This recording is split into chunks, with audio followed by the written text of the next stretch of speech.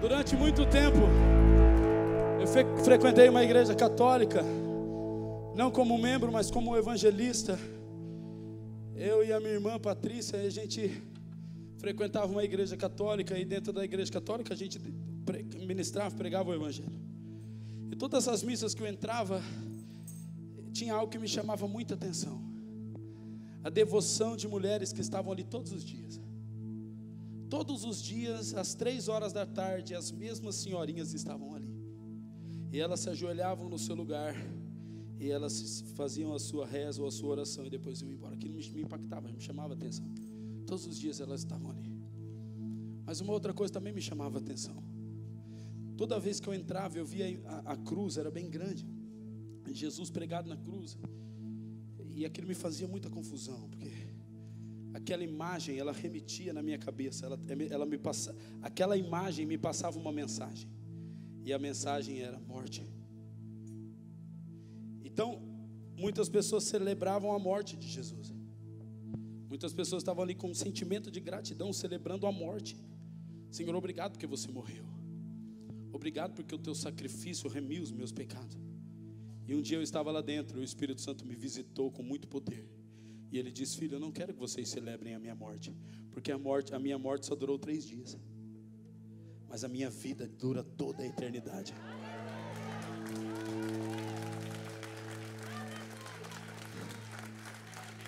A morte só durou 3 dias, mas a vida dura toda a eternidade. Quando eu entendi aquilo, eu saí daquele lugar. Na verdade tinha uma senhora assim na beira do altar, ajoelhada. Eu encontrei ela e falei: o que você está fazendo? Ela falou: estou rezando a Jesus. E eu disse: mas ele não está mais ali naquela cruz, a cruz está vazia. E sentei com aquela senhora na beira do altar. A Patrícia, minha irmã, estava comigo. Eu comecei a falar para ela: agora Jesus está dentro do teu coração. E aquela senhorinha fechou os olhos e começou a chorar na beira do altar da igreja católica. E eu saí com ela de mão dada, como uma vozinha. E a Patrícia disse para mim, ela falou: cara, como isso é tremendo, quando a gente entende de que Jesus não está mais morto, Ele ressuscitou. Mas talvez muitos de vocês aqui, sem saber, talvez estão celebrando a morte de Jesus. Muitas vezes a gente: ai, Jesus, obrigado, porque o Senhor morreu por mim, o Senhor perdoou os meus pecados. Sim, querido. Mas deixa eu te falar uma coisa antes de você se assentar. A morte de Jesus não é o fim das coisas, é o começo delas. Você entra pela morte, mas você desfruta da vida. E Jesus quer que eu e você aprendamos a celebrar a vida e não a morte. Por isso que eu não me conformo de me achegar na casa de Deus, aonde Jesus está sentado num trono, e não me expressar um mínimo de alegria pela vida dele. Ele não está mais pregado na cruz, querido. Hoje ele reina e vive para sempre. Ele está sentado no alto e sublime trono. Ele está vivo para sempre. Posso ouvir um amém? Sente-se aí em nome de Jesus. Obrigado, Espírito Santo.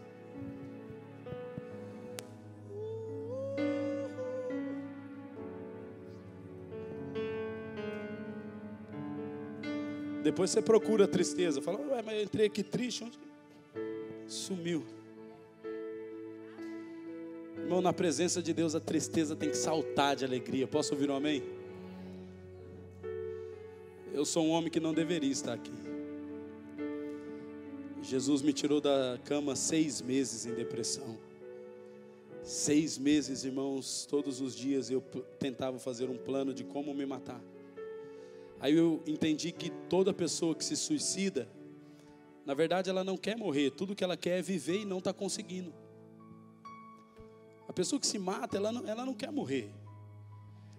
Na verdade ela quer viver e ela não está conseguindo. Você que está assistindo agora a gente em casa aí, talvez você entrou nessa live agora aí. Deixa eu dizer uma coisa para você, querida. Pode sair da sua casa e vir até aqui. Eu quero ministrar vida sobre o teu coração. Talvez você que está assistindo em casa procurando uma última esperança. Eu tenho a esperança para você. Jesus Cristo veio para dar vida. Se você entrar em Cristo, Ele vai dar a condição para você viver e não para você morrer. Entenda, Jesus tem vida para você. Vida para você. Você não precisa morrer, porque tudo que você quer é viver e não está conseguindo. Jesus.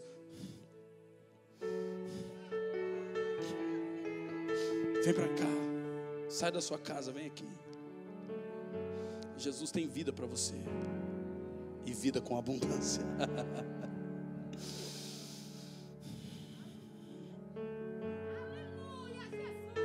Eu vivi isso, cara.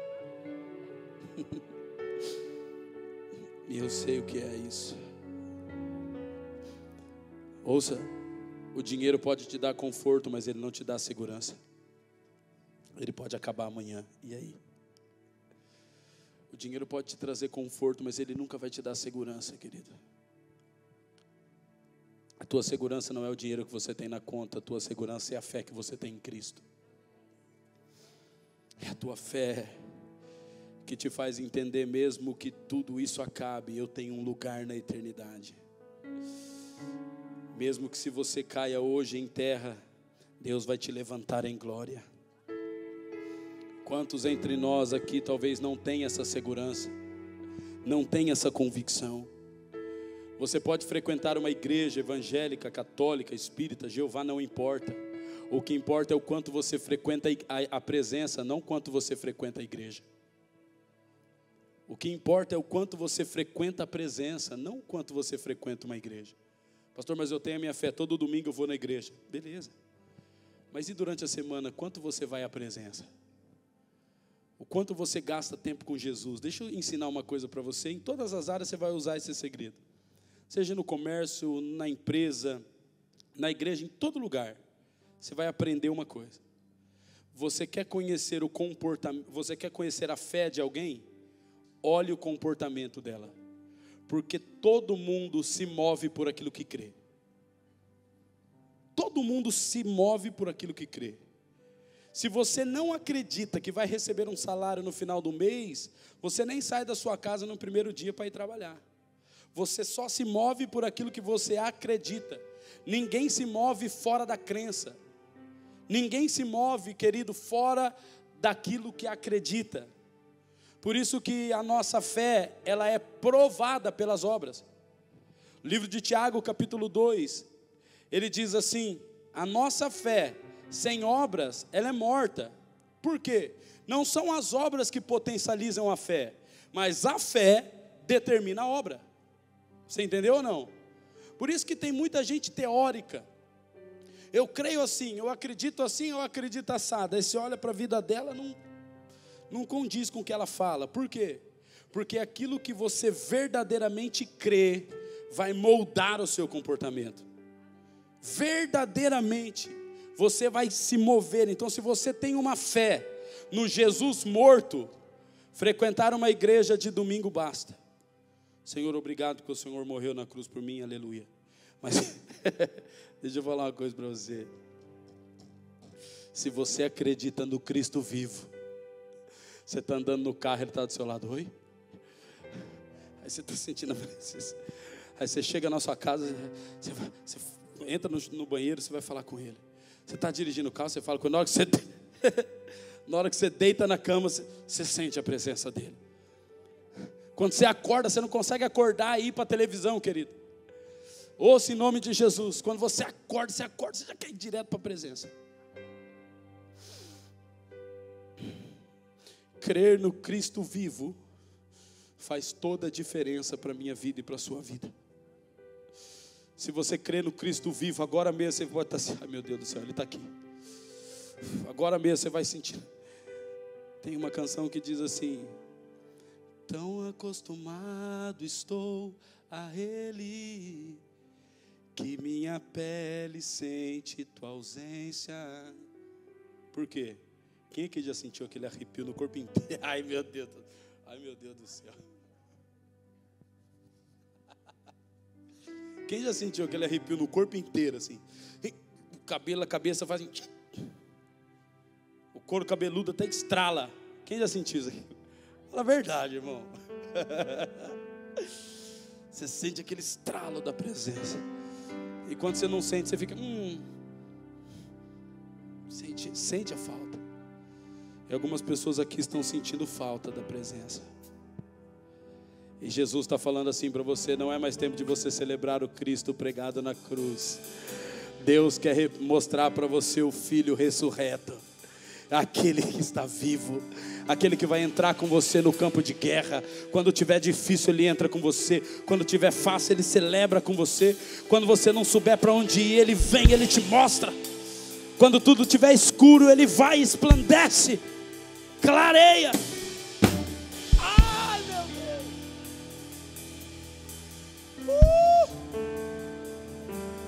Esse é o meu Jesus. Quando a gente está cabisbaixo, acorda assim, isso que eu falei aqui é verdade. Nossa, hoje eu estou meio jururu. Aí eu acordo assim, meio para baixo, e já começa.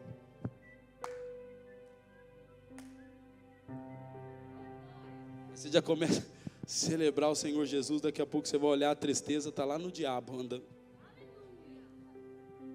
Achei que ia pegar ele, não peguei hoje. A gente tem que aprender a se expressar, querido, é poderoso. Mas você nunca vai se expressar para alguém que você não acredita que existe. Está entendendo? Por que você não ora? Porque você não acredita no Cristo vivo, irmão. Porque se você acreditar no Cristo vivo, aquele que diz: os meus ouvidos estão abertos para você, os meus olhos estão atentos a você, o que você disser eu escuto. Se você entender isso, acreditar, querido, você não vai mais andar no carro ouvindo César Minotti, Fabiano, não. Você vai... Nossa, essa eu fui longe, hein? Meu Deus do céu, você vai andar no carro, você já vai colocar um som de adoração e você vai falando com Ele. Você vai entrar na presença a todo momento. Você está tomando banho, você está na presença. Você está no seu carro, você está na presença. Você está no quarto, está na presença. Você está trabalhando, você fica... Alguém vai falar: você está louco? Você fala: estou, por Jesus. Você está louco? Agora você fala sozinho. Não fala sozinho, eu falo com Jesus. Seu estilo de vida muda, querido, a tua vida muda. Mas eu quero fazer um convite para você nessa manhã. Acredite no Cristo vivo. Feche os seus olhos um momento. Porque Ele vive, querido, você pode crer no amanhã. A gente canta isso sempre aqui, né? Porque Ele vive. Se você não acreditar nisso, querido, a tua vida é incerta. Todos, eu queria que todos fechassem os olhos, colocassem a mão no coração. Eu vou fazer um apelo a você aqui. Todos fechem os seus olhos. Independente da tua crença, da tua religião, independente se você já frequenta essa igreja ou entrou aqui pela primeira vez, eu quero dizer para você: coloca a mão no teu coração. Eu sei que a minha vida está nas mãos do meu Jesus. Eu quero fazer um apelo para você nessa manhã. O apelo é que você deixe, a partir de hoje, você abra o teu coração para que Jesus possa se revelar para você. Você não precisa acreditar no que eu estou falando, você só precisa fazer prova. Só precisa agora mesmo, do jeito que você está aí, bater no coração e falar: Jesus, eu quero que o Senhor me revele a tua vida. Diga: eu não quero mais celebrar a morte, eu quero celebrar a vida. Coloca a mão no teu coração e diga: Jesus. Repita comigo assim: Jesus. Todos digam: Jesus, nessa manhã eu coloco o meu coração à tua disposição, para que o teu Espírito me revele Jesus vivo, ressurreto. Eu quero ter uma experiência verdadeira, viva com Jesus. Diga: eu quero sentir, ver, ouvir Jesus. Eu quero, diga: eu quero ter uma experiência que vai mudar a minha vida para sempre.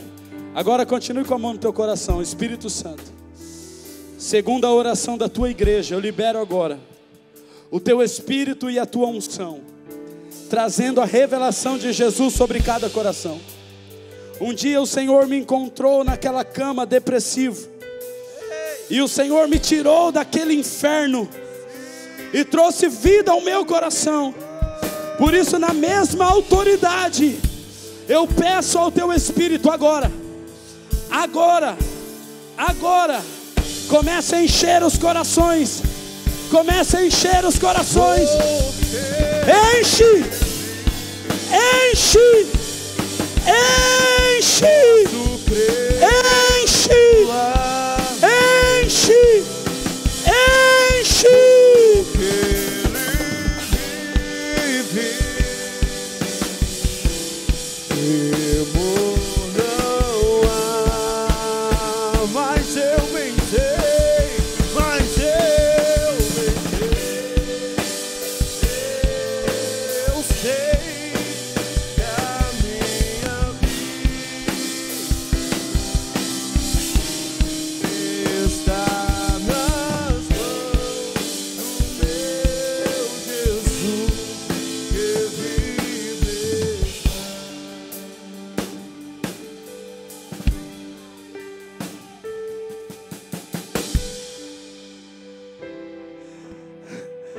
Só quem já experimentou o que é isso pode dizer que não há nada melhor do que você não saber para onde ir amanhã, mas você está agarrado em quem sabe. Você não sabe para onde ir, mas você está agarrado com o guia. Essa é a nossa segurança. Posso ouvir um amém? Posso ouvir um aleluia? Você que crê, você pode dar uma salva de palmas bem forte para Jesus. Aleluia, louvado seja o nome do Senhor Jesus. Aleluia. Queridos, nós estamos em dias festivos, né? Em dia onde essas festas falam muito comigo. Eu particularmente já não me emociono mais com as festividades natalinas. Eu celebro com integridade. A gente precisa, cada um dentro da sua proporção, obter uma convicção da sua fé, para que você não faça nada segundo o curso desse mundo, ou segundo o emocionalismo, mas para que você celebre com retidão, com santidade, celebre com razão, e Jesus seja exaltado. Nós, como cristãos, nós bem sabemos que Jesus nasceu, e bem sabemos que Jesus não nasceu dia 25 de dezembro.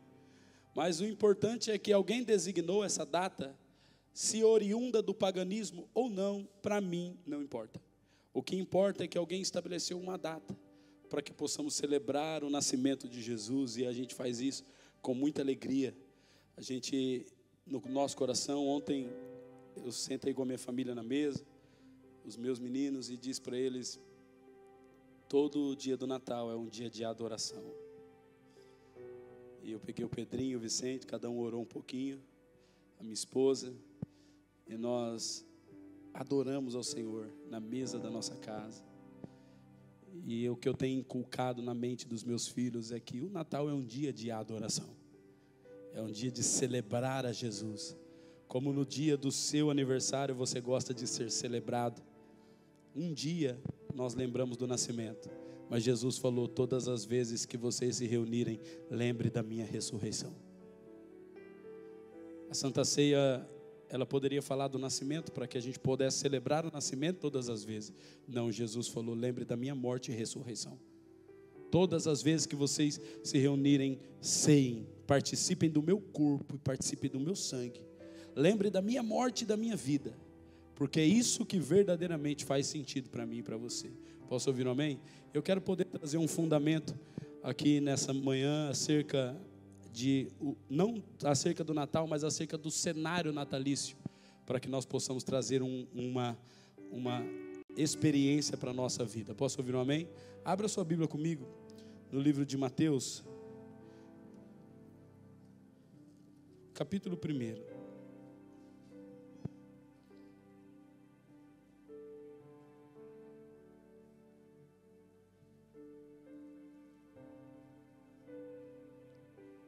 Jesus tem, nesses dias, irmãos, falado algo muito preciso comigo.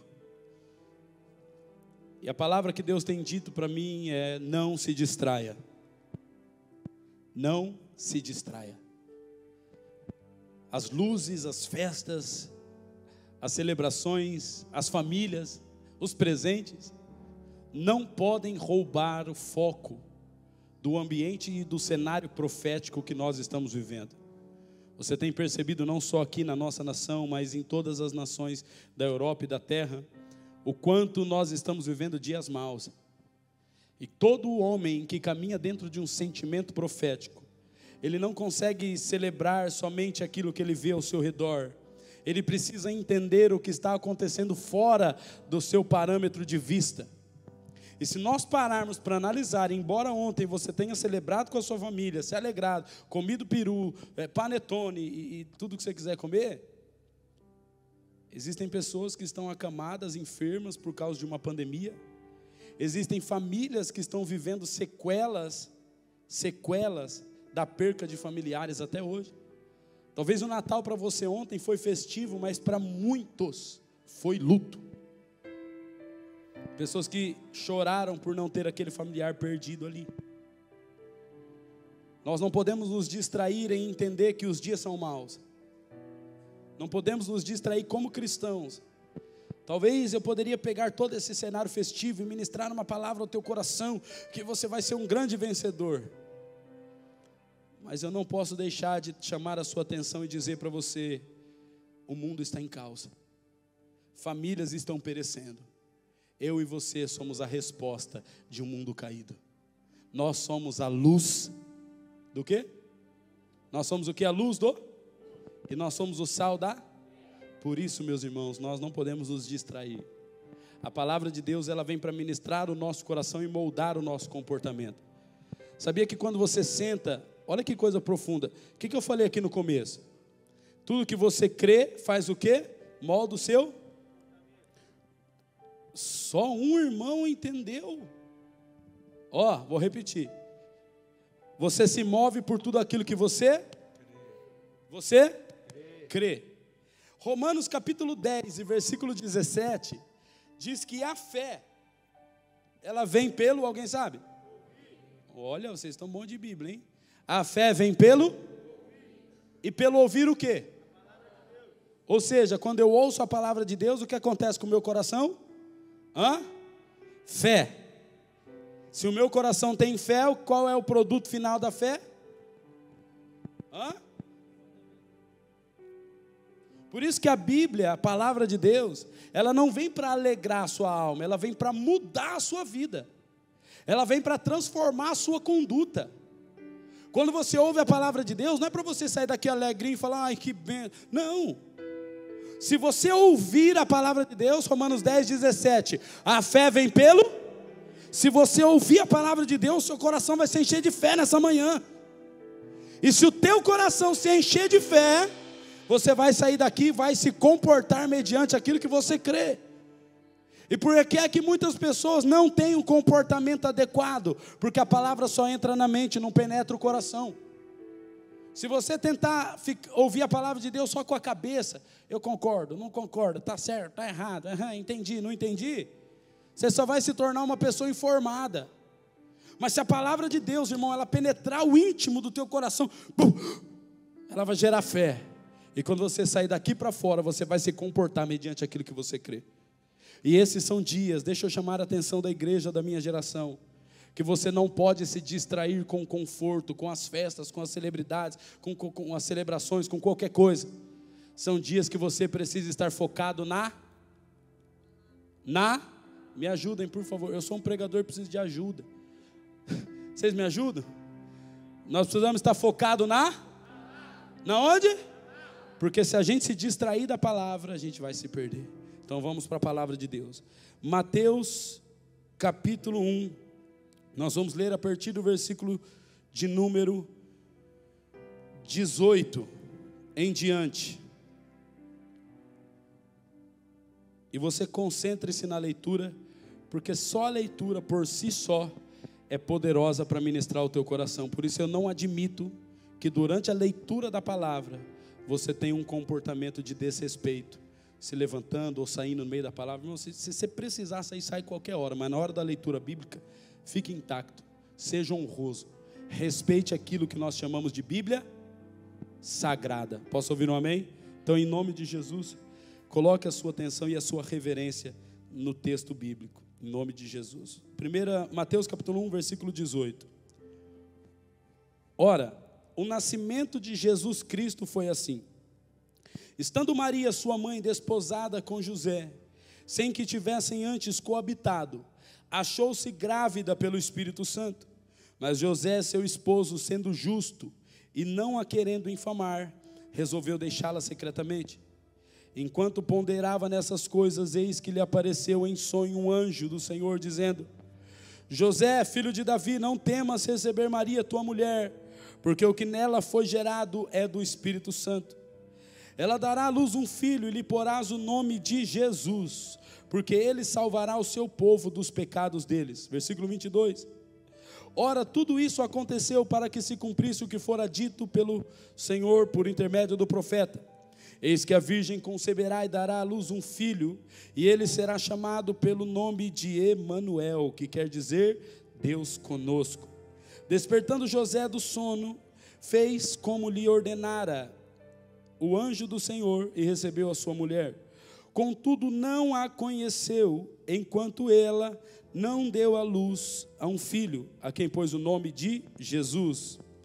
Tendo Jesus nascido em Belém da Judéia, em dias do rei Herodes, eis que vieram uns magos do Oriente, aonde?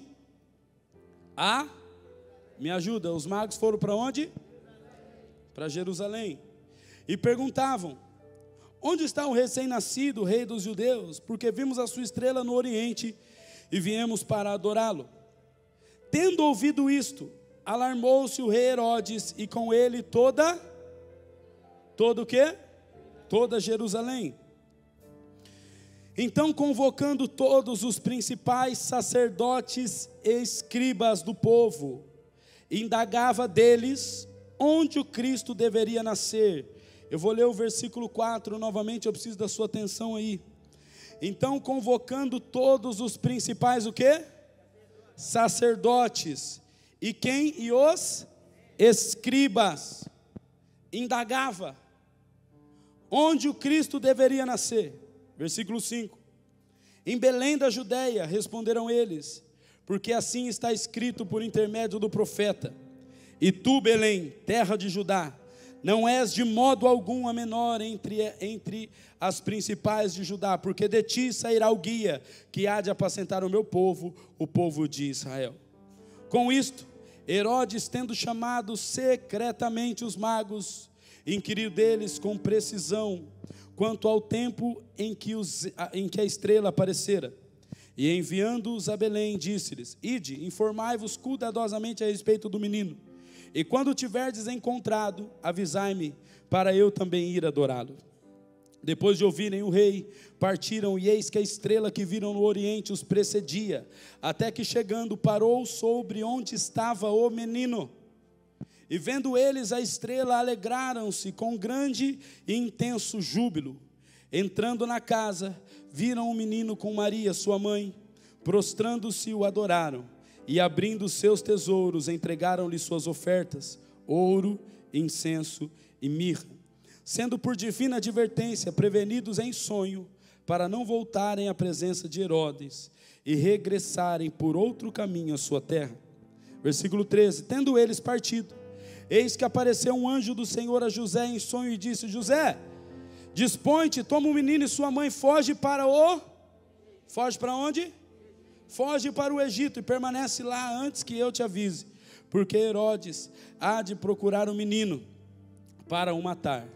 Dispondo-se ele, tomou de noite o menino e sua mãe e partiu para o Egito, e lá ficou até a morte de Herodes, para que se cumprisse o que fora dito pelo Senhor por intermédio do profeta: do Egito chamei o meu filho. Até aí.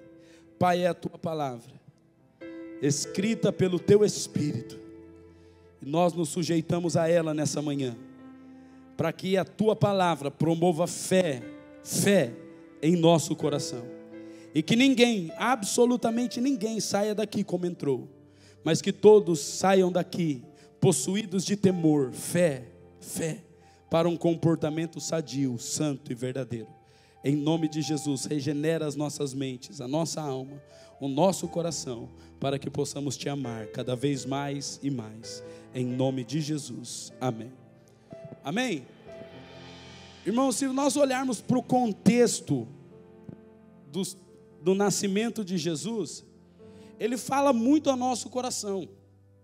Porque nessa época do ano nós olhamos para o nascimento de Cristo e nós nos inspiramos pelo Filho que nos nasceu, pelo Deus que se fez carne e habitou entre nós.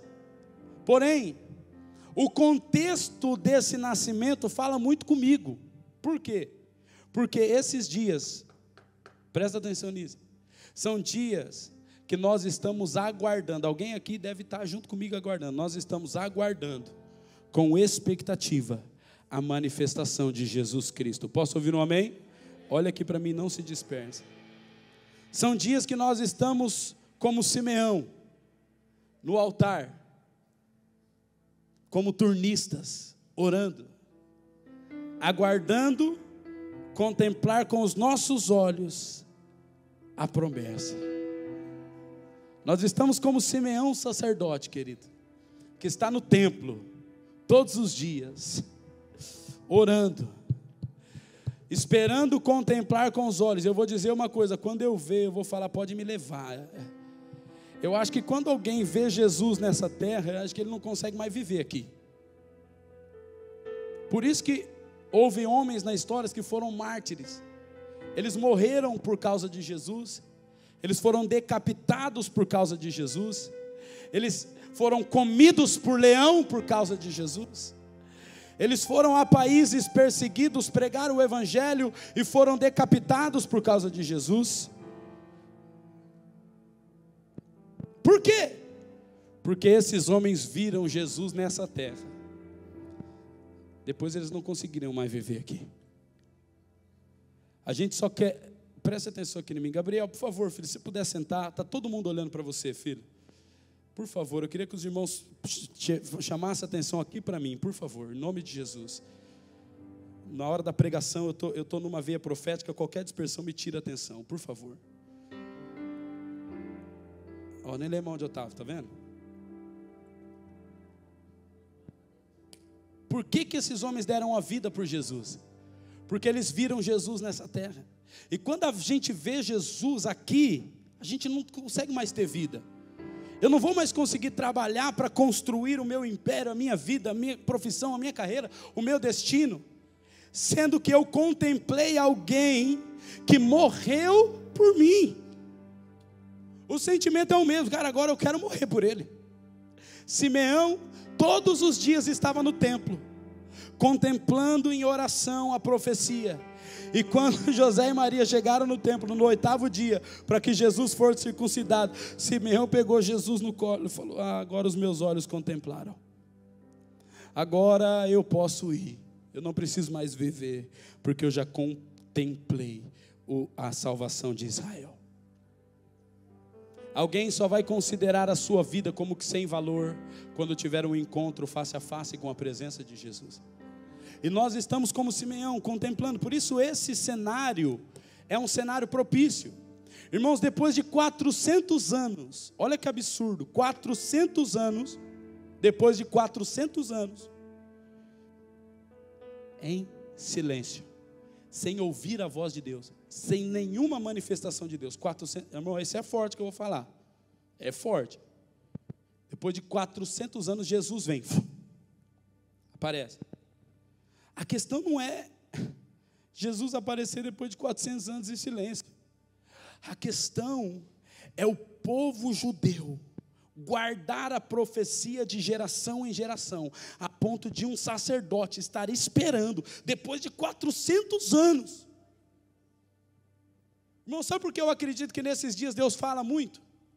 Porque, sinceramente, se Ele parar de falar, os nossos filhos não vão ter herança cristã.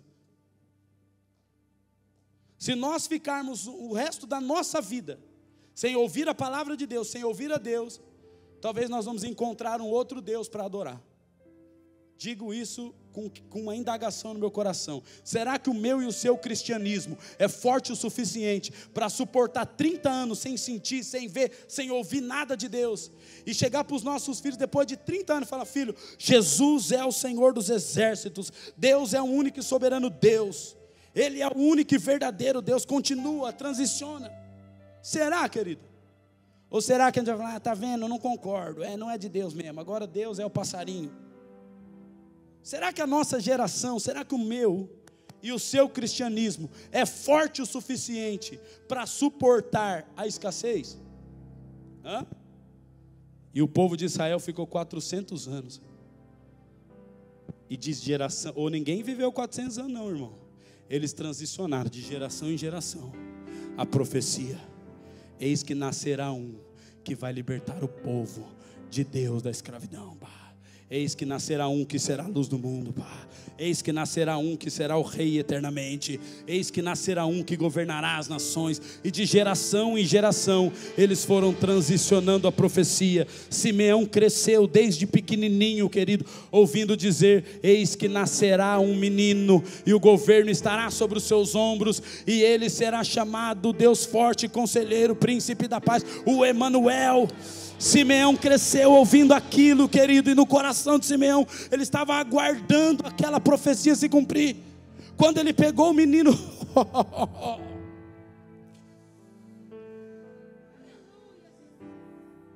o coração dele estremeceu.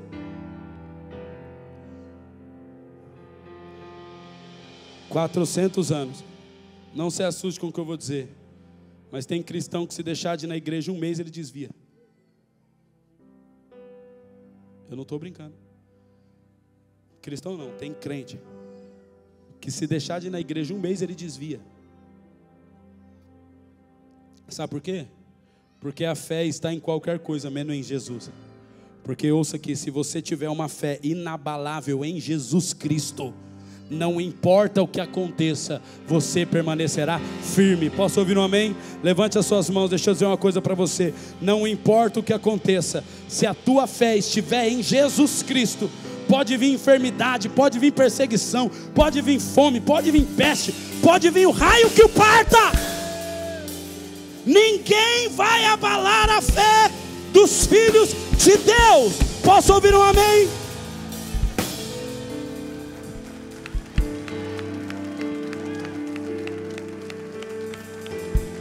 $400 anos aguardando. Agora vem comigo nesses 400 anos. Quando Jesus nasce, os reis magos, eles seguiram uma estrela. A estrela dizia que o Messias tinha nascido. Agora esses magos, eles estudavam a astrologia. E eles conseguiam olhar para as palavras proféticas dos livros dos profetas, relacionadas aos tempos, e pelo tempo, e pela astrologia, eles ficavam indagando acerca do tempo do cumprimento daquela profecia. Por quê? Porque eles estavam esperando que uma atmosfera astrológica iria comunicar com ele o nascimento de Jesus. E foi o que aconteceu. Quando eles viram a estrela, eles falaram: essa é a estrela da profecia, que de geração em geração os nossos pais têm nos ensinado. Agora, uma coisa me chama a atenção. Esses homens estavam esperando Jesus nascer, não estava? A estrela conduziu eles, não conduziu? E eles foram para Jerusalém. Mas Jesus não nasceu em Jerusalém, pois não? Eles foram para Jerusalém. Por quê? Quando eles estavam em Jerusalém, o rei Herodes e toda Jerusalém ficou alarmado, procurando o menino. Só que eles estavam aguardando Jesus vindo dentro de uma geografia errada. Por que é que eles foram para Jerusalém? Porque a palavra diz, em mais de dezenas de lugares, que Jesus Cristo, ele reinaria em Jerusalém, ele governaria a partir de Jerusalém, ele entraria triunfantemente em Jerusalém. Jerusalém é a cidade do grande rei. Quando os magos veem: opa, o grande rei nasceu, vamos para Jerusalém, porque lá é o lugar de governo. Lá é o lugar do triunfo. Lá é o lugar da soberania. Vamos para lá. Todo mundo começa a procurar Jesus em Jerusalém. Mas ouça, eles falam, a gente não está encontrando em Jerusalém. Vamos chamar os sacerdotes e vamos chamar os escribas. Ouça, sacerdotes eram aqueles que estavam continuamente no templo, em oração e adoração a Deus. E os escribas eram os homens responsáveis por ler a lei e os profetas e transcrever em manuscritos. Tudo o que diz respeito a profecias e a lei, os escribas eram peritos, eles tinham que ler e transcrever tudo. E os sacerdotes, como Simeão, eram homens de oração que tinham percepção das coisas espirituais. Então ele fala, chama os sacerdotes e os escribas. Por quê? Porque ninguém vai saber onde Jesus se manifesta se não estiver orando e apegado na palavra de Deus. Fica a dica. Ninguém vai saber onde Jesus se manifesta se o cara não estiver orando e estudando, esquadrinhando as escrituras. Eu quero que Jesus se manifeste, vou lá na igreja de domingo. Não, querido, não é aqui que ele se manifesta. É aqui que ele nos prepara para a manifestação, querido. Chama os sacerdotes e os escribas. Quando os escribas chegam, os escribas falam, não, mas por que vocês estão procurando aqui em Jerusalém? A profecia diz que ele nasceria em Belém. Não é em Jerusalém. A profecia diz que ele nasceria em Belém. Todo mundo fala, mas peraí, a cidade do grande rei, a cidade do governo, Sião, não é Jerusalém? Ué, como ele nasceria em Belém? Os escribas dizem, para se cumprir a profecia, que diz, Belém de maneira nenhuma és a menor das cidades de Judá. Para se cumprir a profecia. Olha que coisa tremenda. Aí eles saem.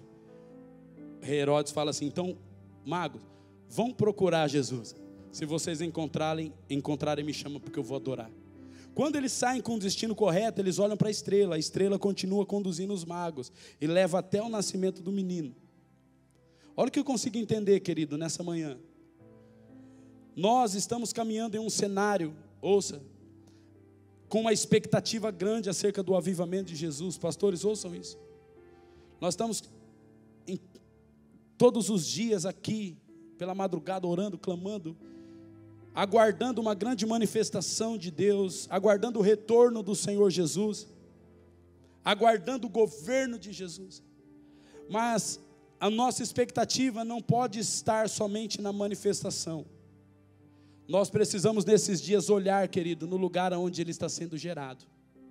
Nós só vamos entender o lugar que Jesus se manifesta se nós entendermos o lugar onde ele está sendo gerado. Deixa eu dizer uma coisa para você. Aonde foi que ele nasceu? Alguém lembra? Você vê no presépio todo dia aí na rua, hein? Aonde que ele nasceu? Numa manjedoura. Ele nasceu numa manjedoura, mas ele foi gerado numa virgem. Você está entendendo? Ele se manifesta, ele nasce num lugar sujo, num lugar sombrio, num lugar grotesco, mas ele foi gerado no útero de uma mulher pura, virgem. Nós vamos nos manifestar, querido, dentro de centro de macumba, no meio de satanista, de incrédulo, de ateu, de prostituta, de traficante, aonde houver trevas, eu e você vamos ser enviados para lá. Não importa o tipo de lugar grotesco, nós entraremos lá. Onde as famílias estão se perdendo, nós entraremos lá. Onde os jovens estão se perdendo, nós entraremos lá. Onde as pessoas estão com fome, nós entraremos lá. Onde Jesus não é nem visto, nós entraremos lá. Sim, lugar de manifestação. Mas são dias de nós pararmos e olhar aonde é que ele está sendo gerado. Senão nós vamos afobados para o avivamento, para a manifestação, vamos lá para Jerusalém. Porque foi em Jerusalém que ele vai entrar triunfante. É em Jerusalém que ele reina, é em Jerusalém que ele governa. Não!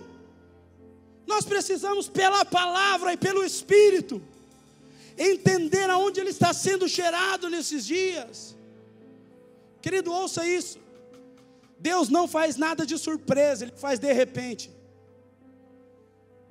A Bíblia diz que em Pentecoste o Espírito veio como? Vocês estão comigo? Me ajuda, por favor. Ele veio como? De repente. Mas ele não veio de surpresa, porque diversos profetas haviam dito do derramamento do Espírito Santo. Então ele vem de repente, mas não vem de surpresa. Se nós estamos aguardando a manifestação de Jesus, se você está aguardando a manifestação de Jesus na tua casa, salvando os teus familiares, convertendo os teus amigos, convertendo a tua família, a tua cidade, no seu trabalho, se você está aguardando, eu quero dizer uma coisa para você: não olhe só para o lugar da manifestação. Nós precisamos entender aonde, como ele está sendo gerado nesses dias.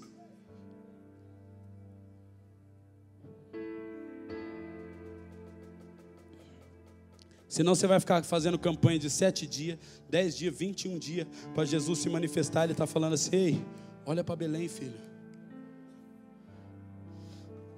Ele vai falar assim: olha onde eu estou sendo gerado. Sabe o que isso significa para mim e para você, irmão? Que se a gente estiver olhando para um grande avivamento, uma grande manifestação de Deus, e não olhar para o nosso coração, estar preparado para suportar, não vem. E a gente olha para as histórias dos avivamentos e a gente fala: cara, a gente quer um avivamento. E a gente começa a orar e a gente começa a buscar por um avivamento. Aí você vem aqui na igreja e você ouve que Jesus mudou a minha vida e tirou a minha vida da depressão. Então você começa a orar e buscar para que Deus faça milagres na sua vida também. Só que ouça, para que você possa entender a manifestação dos milagres, você tem que entender o fundamento pela qual eles acontecem. Todo avivamento começa com um grupo de pessoas quebrantadas, arrependidas, orando. Mas eles não estão orando por um avivamento, eles estão orando por arrependimento. Eles estão trancados dentro do quarto, batendo no peito, falando: Senhor, perdoa o nosso pecado, perdoa o pecado do teu povo, perdoa a nossa omissão. Eles estão olhando para dentro de si mesmos, estão com remorso, constrangidos pela própria omissão. Aí Deus olha e fala assim: agora, por causa do arrependimento, eu me manifesto em glória sobre a vida deles. Então, antes de uma expressão gloriosa, tem um quebrantamento doído.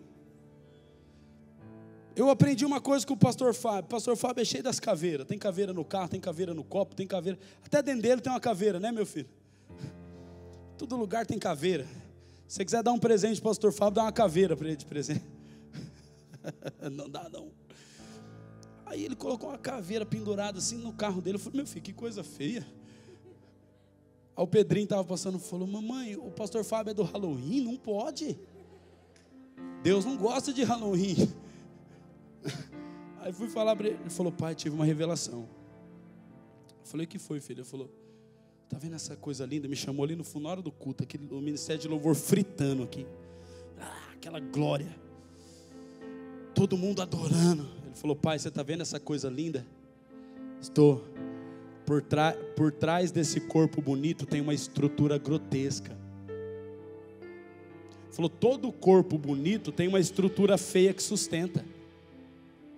Ele diz: pai, pode ser o homem mais bonito do mundo, se tirar a caveira de dentro dele, ele esfarela.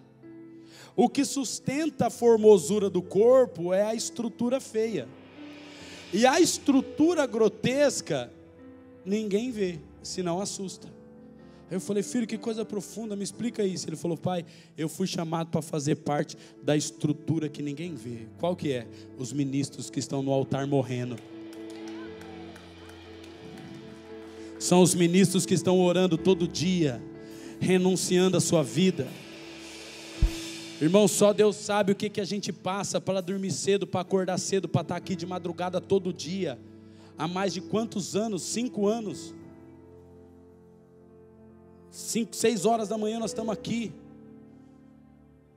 E muitos de vocês estão dormindo e não vê. Porque o que sustenta um mover bonito é a estrutura feia, assustadora. Porque se eu pegar uma pessoa nova convertida e falar assim: ó, você vai ter que acordar todo dia 10 para 5 da manhã, você vai ter que se arrumar, você vai vir para o altar debaixo de frio e entrar dentro de uma geladeira, que aqui é frio de manhã, hein?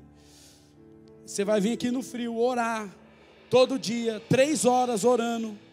E o dia que você quiser passear, você não vai poder, porque você tem que vir orar. Você vai clamar.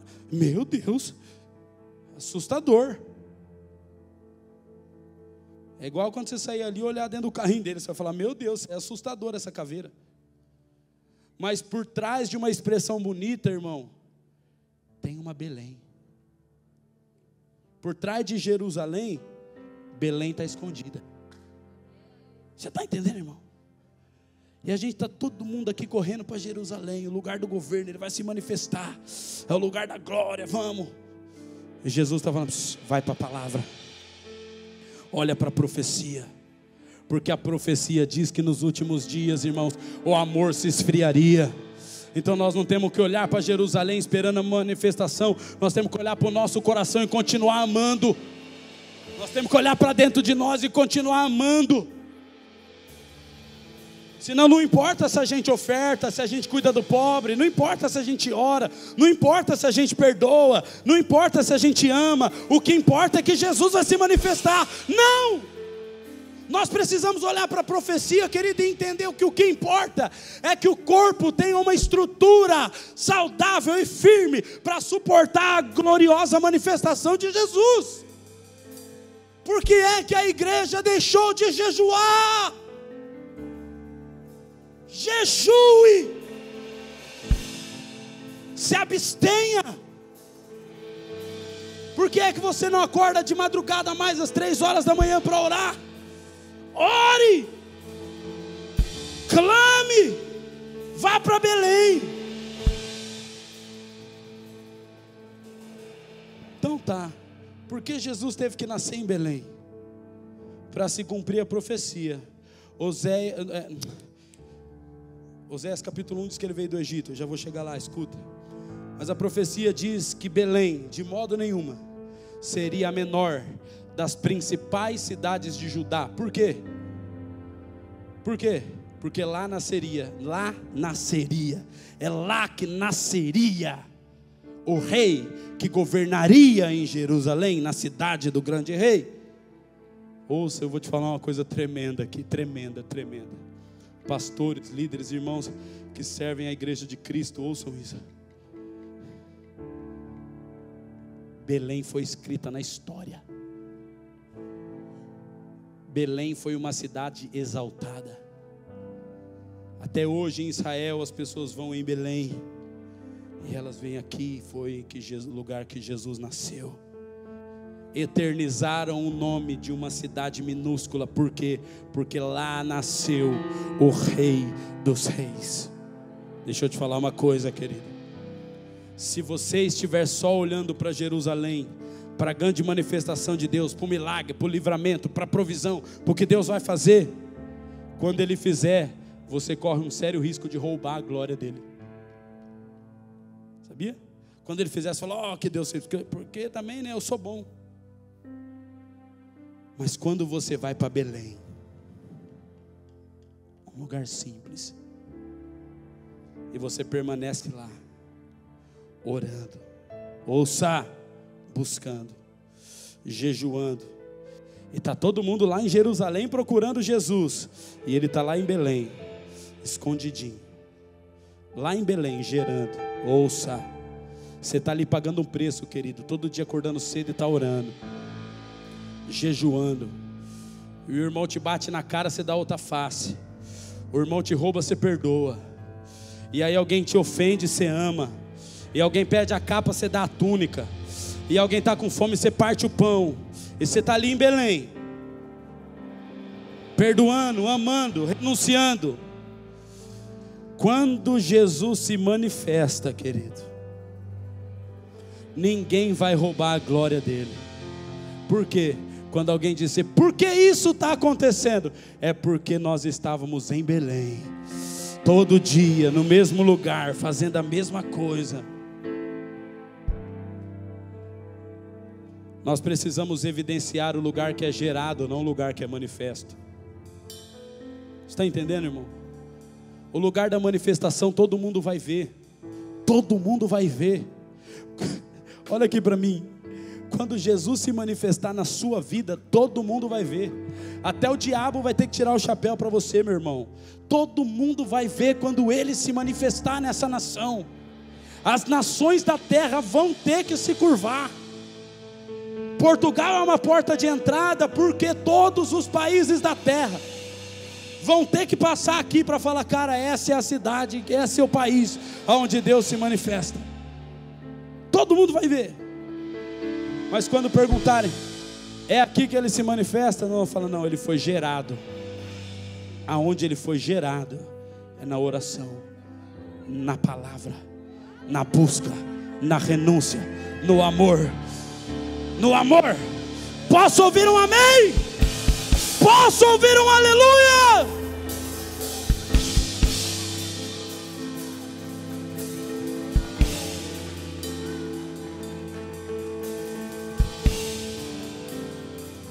Nós não podemos ser como os reis magos, feliz da vida. Eis que chegou o tempo, vamos correr para Jerusalém. Não. Chama os sacerdotes, chama os escribas, vamos para a oração e vamos para a palavra.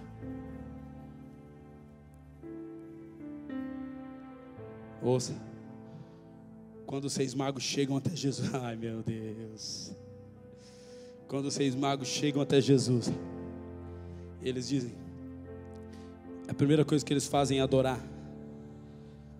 E adoração que não custa não é adoração. Você acha que você está cantando as músicas que você está adorando? Adoração tem que custar. Por isso eu digo para você, cara, vamos bater palma, vamos pelo menos mexer o corpo. Porque adoração que não custa não é adoração, irmão. A adoração é uma expressão da nossa vida. E você não vai adorar cantando as músicas de domingo. Quando eles chegam, eles adoram. Daqui a pouco o pastor Fábio vai ministrar a oferta, ele vai falar mais sobre isso. Mas eles trazem o ouro, eles trazem o incenso, eles trazem a mirra, eles entregam os seus presentes, eles ofertam em adoração. E Deus fala para ele: agora vocês vão embora, não volta para Jerusalém, porque Jerusalém agora é um lugar de morte.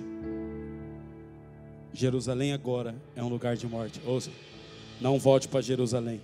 Deixa eu falar uma coisa perigosa para você, querido. A mesma glória que ressuscita os mortos é a mesma glória que fulminou Uzá. A mesma glória que traz vida é a glória que mata. A mesma glória que ressuscitou Dorcas é a mesma glória que fulminou Ofni e Finéias. A mesma glória que traz vida é a glória que mata. O que diferencia da manifestação da glória é o lugar que ela se manifesta. Deus vem com o peso da sua glória, pelo amor de Deus, não seja insano. Você está dizendo: Senhor, vem com o peso da tua glória, e se ela vir, ela te mata. Não volta para Jerusalém, porque Jerusalém agora é um lugar de morte. Ouça! Não volta, por quê?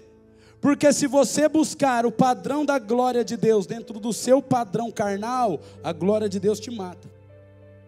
Para que você possa receber a manifestação da glória de Deus sobre a tua vida, irmão, você vai precisar da oração, do sacerdote e do escriba, da palavra. Ouça, para que o teu comportamento esteja adequado para suportar o peso da glória de Deus. Eu ouvi 3 amém, para mim é suficiente. Para mim é suficiente. Se tiver mais 2 comigo, nós vamos fazer o chicote estralar. Precisa só de mais uns 2. Já tem uns 30 aí. Se tiver mais uns 2, não fica bonito. É para cima, meu filho. Vai para cima. A glória de Deus não se manifesta em qualquer lugar. Eu vou aconselhar um livro para você chamado A Casa Favorita, de Tommy Tenney. Alguém já leu esse livro? Tirando a Patrícia, alguém já leu? Hã? Ninguém leu? Então você vai. Já leu? Tommy Tenney? A Casa Favorita. Depois você vai procurar. Talvez você não tenha nem mais tempo nem para ler a Bíblia, quanto mais para ter livro, né? Porque a gente anda em tanto ativismo, nos roubando todo dia. Se você não separar um tempo, você não vai ter tempo. Você precisa separar um tempo. E aí você vai ler A Casa Favorita, de Tommy Tenney. Sabe o que ele fala? Ele disse que um amigo dele chegou na casa dele. Um amigo dele era bem gordão. E o amigo dele chegou na casa dele e ele era muito pesado. E ele chamou o amigo dele e falou: cara, entra, que saudade, um amigo de infância que há muitos anos ele não via. E ele chamou o amigo dele chegou na casa. E ele falou: cara, que bom te ver, cara, fica aí. Aí o amigo dele andou na casa um pouquinho e falou: cara, eu vim te dar um abraço, mas eu preciso ir embora, eu preciso ir. Não, cara, mas você veio para me visitar, você não vai ficar nem 5 minutos? Não, eu preciso ir, desculpa, mas depois a gente se fala. O amigo dele cumprimentou ele e foi embora. E aí depois ele ligou para ele e falou, cara, eu estava te esperando há tantos anos, você veio e você ficou nem 5 minutos, foi embora. Ele falou, cara, desculpa. É porque quando eu cheguei, eu olhei para a sua casa, e eu sou um homem muito pesado, eu não posso ficar muito tempo em pé. Mas quando eu olhei para a sua casa, os seus móveis, as suas cadeiras, eles são frágeis, não tinha nenhum lugar que suportaria o meu peso para que eu pudesse sentar. Por isso quando eu cheguei, eu olhei que não tinha nenhum lugar que eu pudesse permanecer. Eu precisei ir embora, porque eu não aguentaria ficar muito tempo de pé. E Tommy Tenney escreve o livro A Casa Favorita, dizendo que a partir daí ele começou a construir um lugar para que a glória de Deus se manifestasse. Por quê? Porque se a glória de Deus olhar para mim, para você, irmão, e só ver dentro do seu coração corrupção, aceitação, carência, inveja, ele olha e fala, eu não posso me manifestar, porque se eu manifestar eu quebro a estrutura deles. Então a gente está cantando, eu quero a glória de Deus, olhando para Jerusalém. Eu quero a glória de Deus, aleluia, o grande rei, vem. E Deus está falando, vai para as escrituras e primeiro entenda como se comportar para suportar o peso da minha manifestação. Aí, empresário, você está orando para Deus te prosperar. Senhor, eu quero ficar rico, porque quando eu ficar rico, eu vou cuidar da sua obra, eu vou dizimar, eu vou ofertar, eu vou cuidar dos sacerdotes. Ó, Deus me prospera. E Deus está falando, filho, você nunca vai sair nem do salário mínimo. Deus me prospera, porque quando eu tiver, e Deus fala assim, filho, quando você tiver, você morre na avareza. Porque se você não dá no pouco, você nunca vai dar no muito. Esquece, se você não dá no pouco, você nunca vai dar no muito, irmão. Aí Deus fala, você não vai sair daí, por quê? Porque se a prosperidade vem, ela te mata. Tem gente que não é nem Deus que dá, o cara está na igreja, aí consegue um carro, sai e nunca mais volta. Ô pastor, agora não dá mais, porque domingo é o dia da minha folga, eu tenho que passear. É verdade. Chega a ser até cômico, mas é verdade. Não volta para Jerusalém, porque agora lá é um lugar de morte. Vai para onde? Pega comigo no espírito. Vai para onde? Para onde? Que Belém, meus irmãos. Vai para o Egito.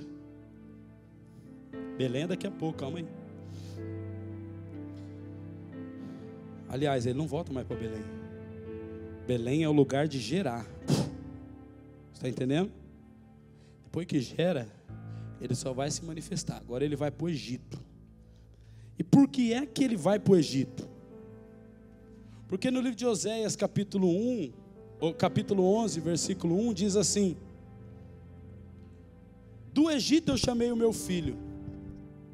Falando de Jesus e falando de Israel. Oséias capítulo 11, versículo 1. Da onde foi que Deus tirou o seu filho Israel? Da onde? Como foi que Deus tirou Israel do Egito? Ele chega para Faraó e fala o quê? Israel é meu filho. Israel é o meu primogênito. Se você não deixar Israel ir, eu vou matar o seu primogênito. Essa é a ordem do Egito. O cenário do Egito é esse. Se você não deixar o meu primogênito ir, eu vou matar o teu primogênito. Esse é o cenário do Egito. Alguém já está pegando no espírito. Ele fala, agora você não volta para Jerusalém, vai para o Egito. Por que Jesus vai para o Egito? O filho vai para o Egito. Por que a profecia diz que ele precisaria sair do Egito? Porque no Egito, querido, foi o lugar que Deus se manifesta, aonde centenas e milhares de primogênitos foram mortos, para que houvesse liberdade no povo de Deus. Jesus vai para esse cenário.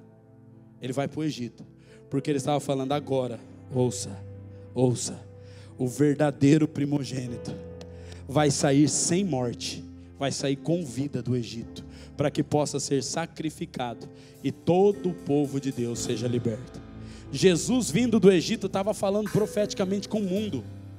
O primogênito de Deus seria sacrificado para que eu e você pudéssemos ter vida. Quando ele sai do Egito, ele vai para Nazaré. Ele era chamado de Nazareno. A gente entende uma coisa profunda aqui, irmão. Deus nunca vai mandar você avançar para um lugar novo sem você ter experiência com aquilo que já aconteceu antes de você. Jesus precisava ir para o lugar onde os primogênitos foram mortos.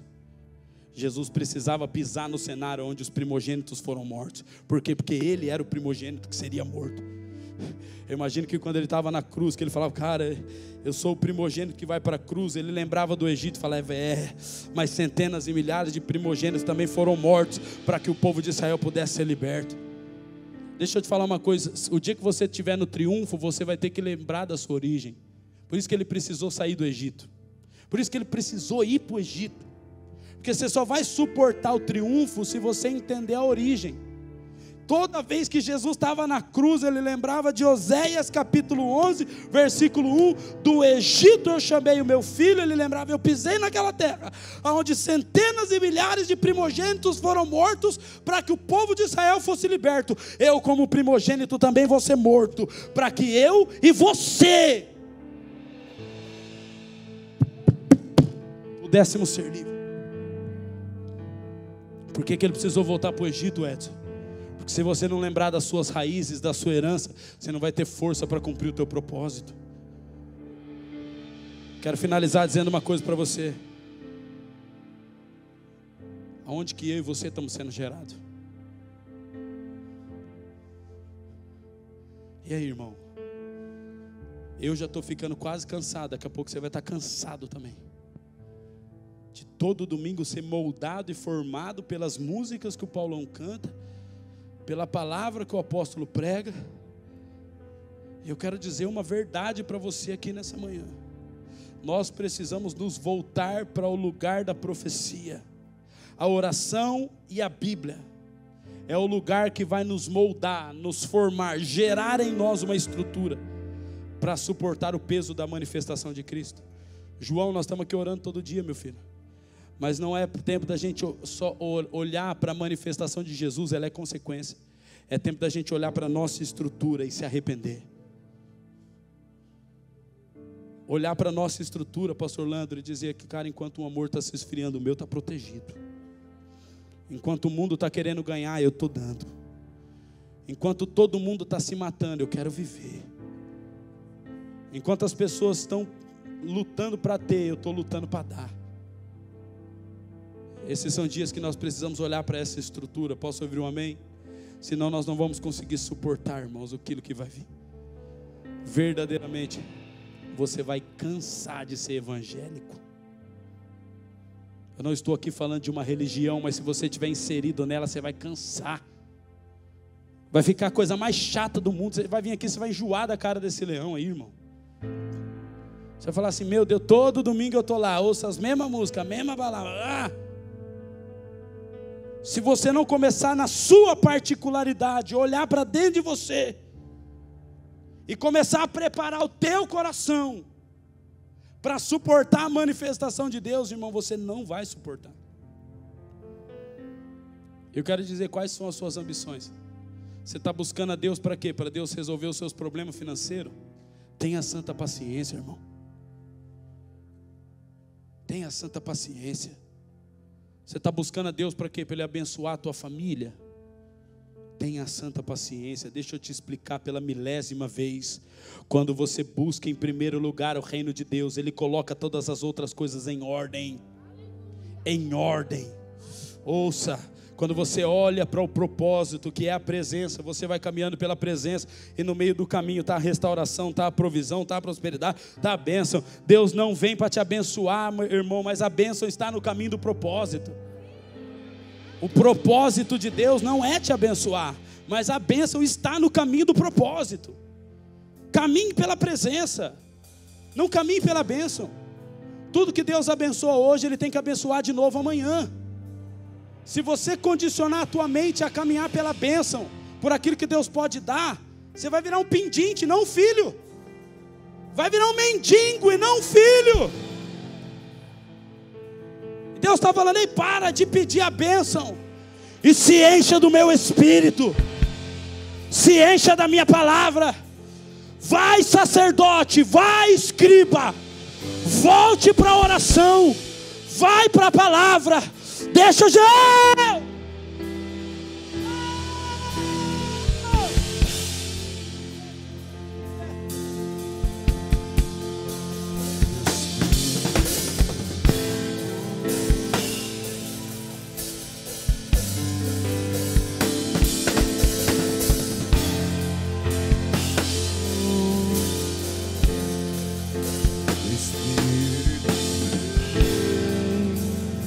Ei, chá! Pinakina raçou que arabacalha mandou boca tabagacei. Riala punderê que alaba. Você pode levantar suas mãos e dizer: Senhor, eu quero ir para Belém. Oh, eu quero que Cristo seja gerado em mim. Até que Cristo seja gerado em mim.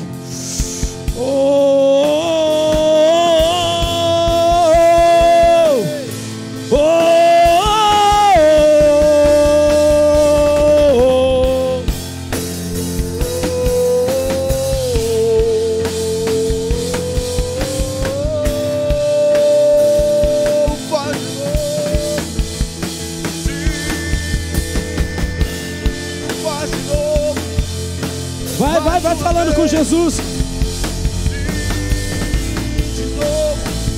Se comprometa a orar mais. Vai falando com Jesus, vai. Faz de novo.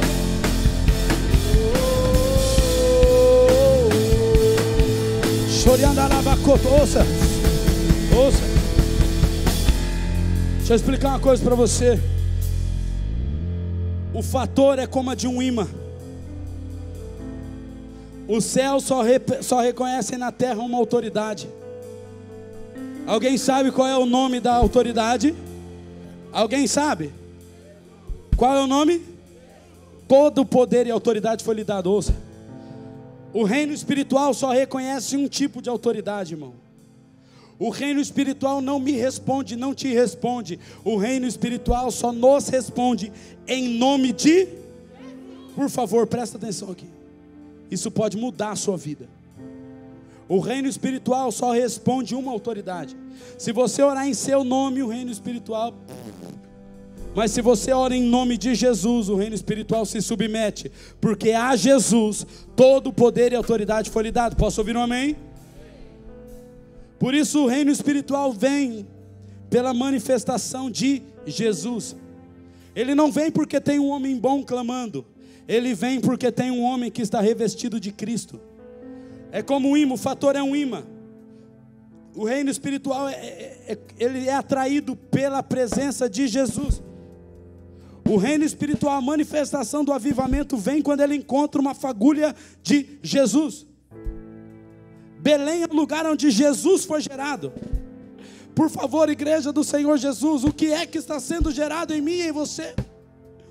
O avivamento só vem quando o Senhor olhar para mim e para você e para a igreja, e ela olha e fala assim: cara, tem amor ali, tem renúncia ali, tem perdão. Aí o reino espiritual olha e fala: nossa, ali tem devoção. Aí o reino espiritual olha e fala: cara, mas isso aí parece com alguma coisa que eu conheço. Aí ele olha para o Filho de Deus e fala: cara, esse comportamento é semelhante ao comportamento do Filho de Deus. E o reino espiritual não se limita e vem. Não dá mais para a gente brincar de ser evangélico e ficar domingo a domingo cantando: vem com a tua glória. E Deus vai falar: não vou, senão eu mato vocês. É tempo da gente olhar para o nosso coração e falar: cara, eu vou para Belém. Eu quero que Jesus seja formado em mim. Eu quero que Ele seja gerado em mim. Nós precisamos nos tornar como Maria, uma mulher que estava aliançada, noiva, sabia o que era aliança, e pura. Homens acham que estão andando em santidade, mas nem sabem o que é aliança, irmão. Deus não pode se manifestar. Deus só é gerado em lugar que caminha debaixo de aliança e santidade. Aliança e santidade. Meninos, filhos, jovens, se vocês não respeitam os seus pais, não orem por avivamento. Maridos, se vocês não amam as suas esposas, não peçam avivamento. Esposa, se você não se submete ao teu marido, não peça avivamento.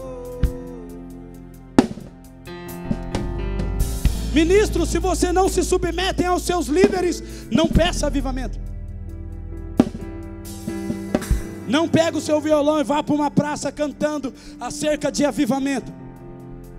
se você não se submete aos seus líderes, se você não sabe o que é honra, se você não sabe o que é aliança, respeita a autoridade.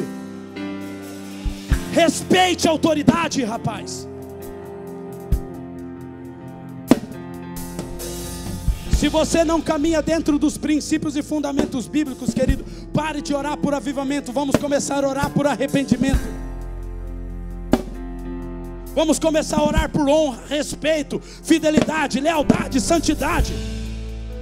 Vamos começar a orar contra a prostituição, contra o adultério, contra a imoralidade. Ouça! Vamos começar a orar contra a orfandade.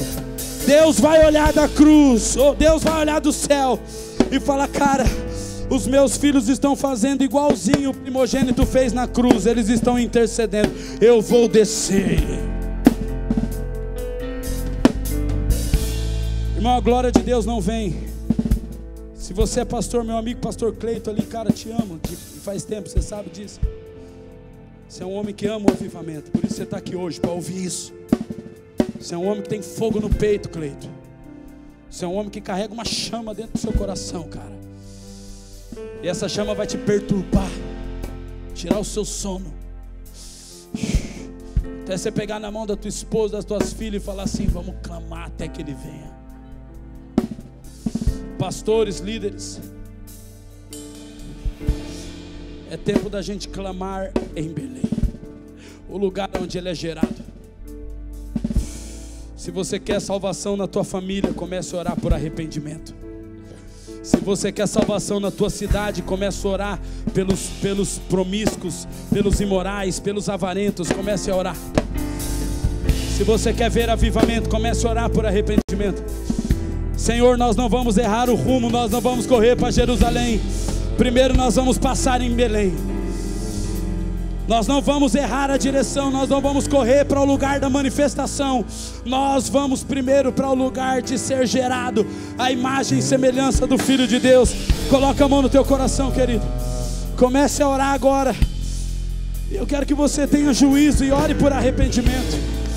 Bata no peito, querido, confesse os seus pecados.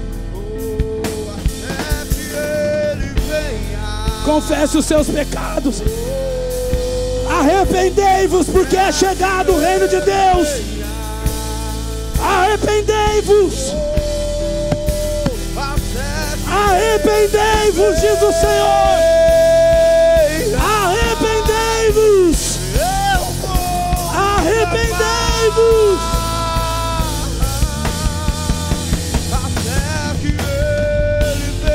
Nós oramos pelos pobres. Oramos, Senhor, pelos famintos. Oramos pelos perdidos. Pai, no nome de Jesus, nós nos arrependemos. Nos arrependemos, Senhor. Nós queremos ser semelhante ao Teu Filho. Nós nos arrependemos da nossa omissão. Nos arrependemos dos nossos medos. Nos arrependemos da nossa soberba. Nós nos arrependemos nessa manhã. Nos arrependemos nessa manhã. Jesus.